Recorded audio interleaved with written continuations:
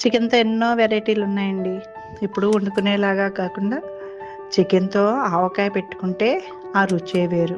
KG chicken తెచ్చుకుంటే పెసరపాటి గిన్నెలో spoon ఉప్పు, ఒక హాఫ్ స్పూన్ పసుపు వేసి మీడియం ఫ్లేమ్లో ఆ చికెన్లో ఉన్నటువంటి నీళ్ళన్నీ కూడా చక్కగా ఎగిరిపోయేలాగా ఉడకపెట్టుకోవాలి.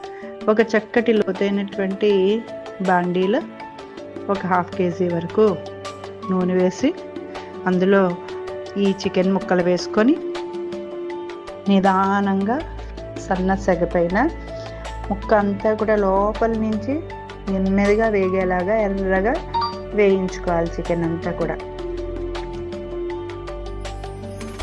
ఒక 50 గ్రాములు అల్లం వెల్లుల్లి పేస్ట్ వేసి నిదానంగా సన్న సెగ పైన ముక్క అంతా కూడా లోపల నుంచి నెమ్మదిగా వేగేలాగా ఎర్రగా వేయించుకోవాలి. చికెన్ అంతా కూడా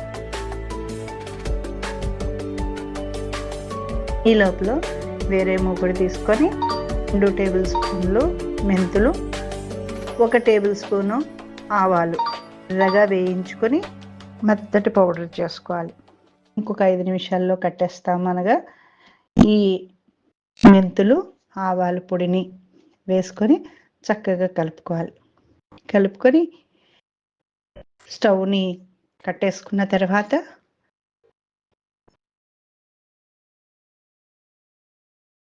ఒక 200 గ్రాముల కారం